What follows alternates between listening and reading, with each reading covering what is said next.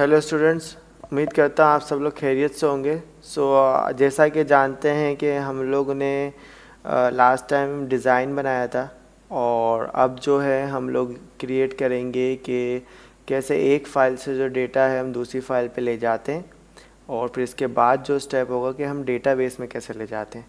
तो हम पीएचपी के साथ माइस्क्वेल को भी अटैच करते हुए पढ़ेंगे ही, लेकिन पहले मैं आपको उसका प्रोसीजर जो है वो समझा दूं। तो एग्ज़ाम्पल के तौर पे मेरे पास जो है यहाँ पर मैं पावर पॉइंट ओपन करता हूँ और पावर पॉइंट में मैं आपको समझाता हूँ कि ये जस्ट मैं आपको समझा रहा हूँ कि इंसर्ट में से जैसे मैंने एक कोई शेप लेके यहाँ पे बना के दिखाता हूँ आपको कि ये हमारा फॉर्म है। ठीक है, तो मैं इस फॉर्म से आपको जो डेटा है वो मैं यहाँ से फॉर्म से डायरेक्ट ले जाना चाहता हूँ किसी दूसरे पेज पे।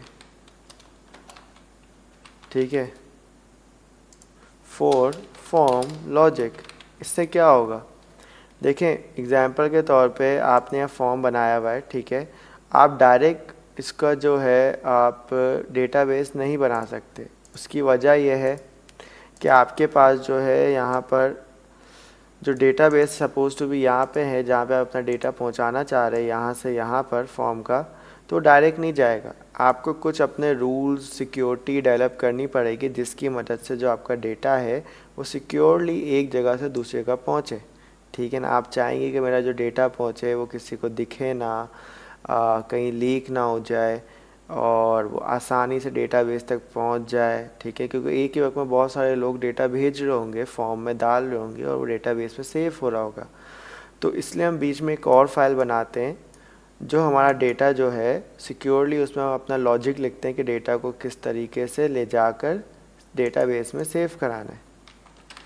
ठीक है, तो उसके लिए हमें पीएचपी की नीड पड़ती है। डेटाबेस बनता है माइस्क्वेल पे, ठीक है ना, और फॉर्म जो बनता है हमारा एचटीएमएल और पीएचपी पे, लेकिन जो इसकी लॉजिक है वो डेवलप होती है हमारे पास पीएचपी पे। तो फॉर्म में बोल देता हूँ कि भाई फॉर्म जो हमारा बनता है वो बनता है एचटीएमएल पे या पीएचपी पे। ठीक है, लेकिन जो हमारा लॉजिक वो डेवलप होता है वो अभी हमारे पास होता है पीएचपी पे। ठीक है, और डेटाबेस जो हमारा बनता है वो बनता है माइस्क्वेल पे। ठीक है, तो उस तरह से हमारा डेटा जो है एक जगह से दूसरी जगह पर जो है वो पहुंच जाता है। देखें आपके सामने मैंने इस तरह से कह दिया। ठीक है, तो ये पूरा प्रोसेस है। तो आए स्टार्ट करते हैं। तो अभी हमारे पास हमने फॉर्म डिज़ाइन कर लिया था। अब आपको किन किन चीज़ों का ख्याल रखना है। देखिए, जब भी आपको डेटा भिजवाना है दूसरी जगह पे यानी एक दूसरी फाइल पर, तो पहले हम वो फाइल बना लेते हैं। तो एसेट्स के अंदर मैंने एक फ़ोल्डर बना लिया लॉजिक्स का, जिसके अंदर मैं सारी लॉजिक्स अपनी लिखूँगा। ठीक है ना, पीएचपी से रिलेटेड जो बीच वाली फ़ाइल है जिसका मैंने अभी जिक्र किया, आपको समझाया कि यहाँ पर हम अपनी लॉजिक्स लिखेंगे।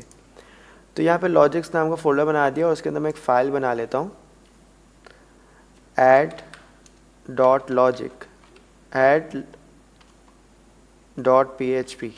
ठीक है, तो यहाँ पे ऐड डॉट पीएचपी में मैं अपनी सारी लॉजिक लिखूँगा कि डेटा कैसे आएगा और किस तरीके से सेव होगा। तो इंडेक्स डॉट पीएचपी में मैं कैसे डेटा भिजवा सकता हूँ उस फाइल पे। तो ये जो हमारा फॉर्म टैग आ रहा होता है इसके अंदर हम लोग देते हैं एक्शन। एक्शन ये बताता है कि आपका डेटा जो है कहाँ जाएगा। तो हम चाह रहे हैं इस फाइल पे जाए, लॉजिक्स के अंदर ऐड डॉट पीएचपी पे। तो आप यहाँ पे लिखेंगे कि भाई लॉजिक्स फोल्डर के अंदर, क्योंकि इंडेक्स की फाइल बाहर है ना, तो लॉजिक्स डायरेक्ट नहीं आएगा। देखो पहले कौन सा फोल्डर है हमारा, एसेट्स। तो एसेट्स फोल्डर के अंदर लॉजिक का फोल्डर है और लॉजिक फोल्डर के अंदर हमारी ऐड डॉट पीएचपी है। तो जैसे कोई बंदा आप क्लिक करेगा फॉर्म के बटन पे जनरेट रिज़ल्ट पर, तो डायरेक्ट ऑटोमेटिक इस पेज पे चले जाएगा। हम चेक करते हैं, अभी मैं आपको दिखाता हूँ। रिफ़्रेश करा और मैंने जैसे जनरेट रिज़ल्ट पे क्लिक करा तो ये देखिए एसेट्स के अंदर लॉजिक के अंदर ऐड डॉट पीएचपी वो इस तरह से चले गया। ठीक है, अच्छा भाई, अब ये मसला तो हमारा हो गया कि भाई एसेट्स के अंदर लॉजिक ऐड डॉट पीएचपी चले गया, लेकिन ये भी सही तरीके से नहीं जा रहा क्योंकि हमने इसको मेथड डिफ़ाइन नहीं किया। ठीक है, तो मेथड कैसे डिफ़ाइन करते हैं। मेथड डिफ़ाइन करने के लिए हम लोग यहाँ पर मेथड लिखते हैं। अभी तो आपके पास दो मेथड ही मेन होंगे, गेट और पोस्ट। गेट में डेटा लिंक के ज़रिए दिखते हुए जाएगा और पोस्ट मेथड देंगे तो डेटा बगैर दिखे जाएगा। जैसे मैं अभी यहाँ पे गेट मेथड पोस्ट मेथड दे के आपको दिखाता हूँ। अभी हम पोस्ट मेथड पे काम करने वाले हैं, तो अभी के लिए आप बस ये समझ लें कि अभी हम पोस्ट मेथड से जो भी डेटा भेजेंगे वो किसी को दिखेगा नहीं और छुपते हुए जाके सेव हो जाएगा, ठीक है। अब डेटा जाएगा कैसे? तो ये जितनी भी इनपुट बार्स है ना, इनमें हम नाम देते हैं कि किस नाम से डेटा जाएगा, ठीक है। तो मैं यहाँ पे डबल कॉमास के बाद नेम दे देता हूँ। इसका नाम मैंने दे दिया कि फुल नेम, सही है। तो ये फुल नेम से डेटा जाएगा, या एफ नेम दे दो, कुछ भी नाम दे दो, नाम में कोई पाबंदी नहीं है। जैसे आप क्लास देते हो वैसे आपको नेम देने। यहाँ पे आपने दे दिया क्लास नहीं, नेम, तो नेम देंगे। और यहाँ पे मैंने लिख दिया एस नेम यानी स्कूल नेम, ठीक है। कुछ भी नाम दे दो आप। यहाँ पे मैंने नेम दे दिया क्लास, तो ये देखें क्लास, ठीक है। एस क्लास ले देता हूँ, स्टूडेंट क्लास, ठीक है। नेम दे दिया यहाँ पे मैंने एस टोटल यानी स्टूडेंट टोटल, ठीक है। यहाँ पे मैंने नाम दे दिया इनपुट बार में एस इंग्लिश यानी स्टूडेंट इंग्लिश मार्क्स, ठीक है। यहाँ पे मैंने नाम दे दिया एस फिज़िक, तो यहाँ पे फिज़िक्स आ गया। फिर मैंने यहाँ पे नाम दे दिया एस मैथ, तो यहाँ पे मैथ आ गया। फिर मैंने यहाँ पे नाम दे दिया एस केमिस्ट्री, यहाँ पे केमिस्ट्री आ गया। फिर मैंने यहाँ पे नाम दे दिया एस कंप्यूटर, तो एस कंप्यूटर आ गया, ठीक है। तो हमने ये थोड़े बहुत काम कर लिए, सही है। अब मैं यहाँ पे क्या करूँगा कि मैंने यहाँ पे ये जो सारा डेटा है जो है हमारे पास, इनको मुझे चेक करना है। तो जनरेट रिजल्ट पे मैंने जैसे क्लिक करा तो देखो ये बोल रहा है कि एसेट्स के मार्क्स कैलकुलेटर के अंदर assets logic add dot PHP इसको नहीं मिल रही। तो मैं देखता हूँ कोई गलती है। तो हमारे फोल्डर का नाम था लॉजिक्स, और मैंने यहाँ पे लिख दिया है मार्क्सेट्स के अंदर लॉजिक फोल्डर। अब लॉजिक फोल्डर तो मौजूद ही नहीं है, इसलिए वो बोला है नॉट फाउंड, तो मैं लॉजिक्स कर देता हूँ, ठीक है। मैं पीछे आता हूँ, रिफ्रेश, जनरेट रिजल्ट, देखो उस पेज पे ये चले गया ऐड डॉट PHP पे, लेकिन ऐड डॉट PHP पे कुछ लिखा हुआ नहीं है, इस वजह से बिल्कुल खाली दिखा रहा है, ठीक है। तो अभी मैंने आपको वेरिएबल्स जो मैंने बनाए उनको मैं वहाँ प्रिंट करके दिखाऊंगा कैसे। अब देखो हमारे नाम रखे ना एफ नेम के, फुल नेम में जो भी लिखूंगा वो एफ नेम नाम से जाएगा। यहाँ पे स्कूल नेम में जो भी लिखूंगा वो मेरे पास एस नेम से जाएगा। तो अभी मैं यहाँ पर क्या करता हूँ, ऐड डॉट PHP में PHP का कोड करता हूँ। तो मैंने यहाँ पे PHP का स्टार्टिंग टैग डाला और एंडिंग टैग डाला।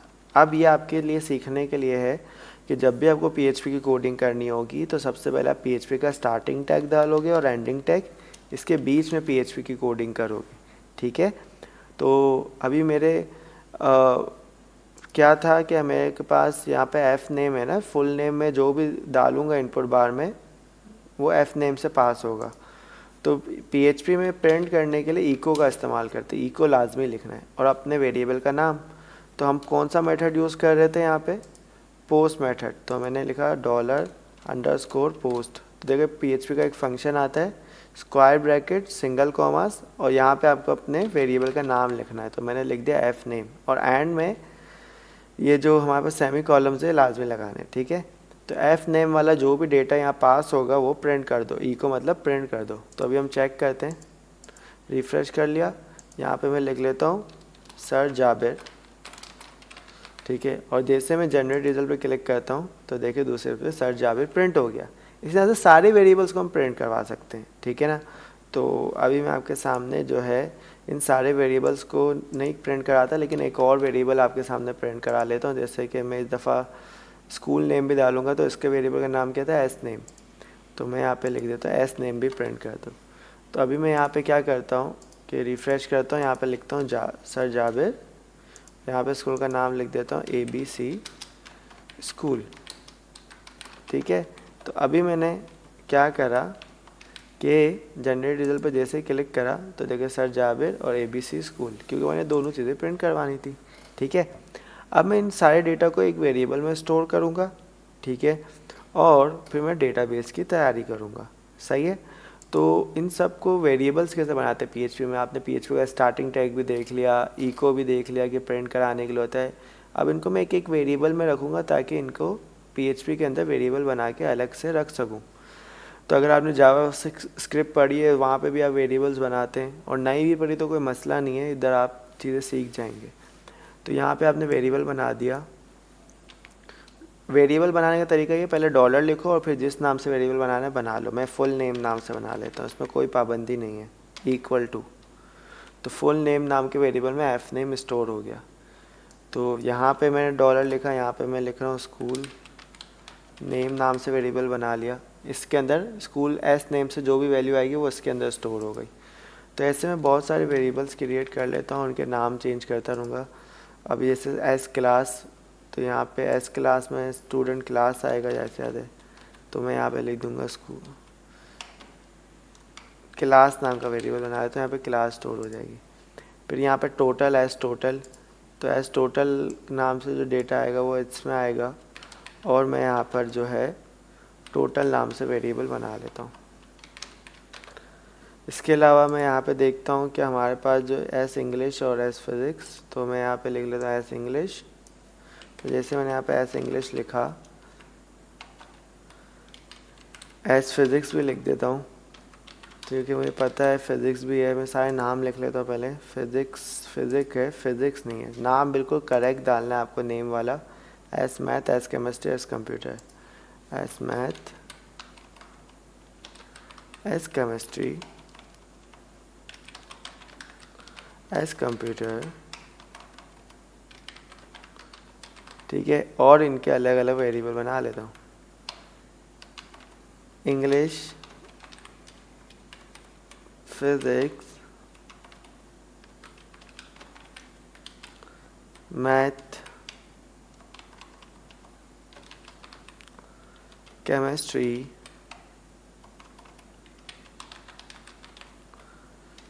कंप्यूटर। तो ये सारे डेटा जो है हमारे पास नाम वाले इन वेरिएबल्स में स्टोर हो गए, ठीक है। तो हमने अभी इतना ही काम करना था, जो कि मैंने आपको बताया कि प्रिंट कैसे करते हैं और वेरिएबल्स कैसे बनाते हो और पीएचपी का स्टार्टिंग और एंडिंग टैग के अंदर काम करते हैं। तो सेकंड क्लास में इतना ही है कि हमने कैसे डेटा को एक फ़ाइल से दूसरी फाइल में लेके जाना है। थर्ड स्टेप में हम इंशाल्लाह ये करेंगे कि कैसे हम लोग यहाँ पे जो डेटा हमने पहुँचाया है, जैसे कि यहाँ से हम यहाँ तक तो आ गए हैं अब, ठीक है। तो हम लोग जो है यहाँ से यहाँ तक कैसे जाएंगे, ठीक है। तो अभी जो है हम लोग यहाँ से यहाँ तक आ चुके, ठीक है। नेक्स्ट क्लास में हम लोग यहाँ से यहाँ तक जाएंगे कि कैसे डेटाबेस में पहुँचाएंगे। तो उम्मीद करता हूँ आपको ये वीडियो पसंद आई होगी, और पसंद आई हो, कोई सवाल हो तो आप कमेंट सेक्शन में कर सकते हैं। सो अपना ख्याल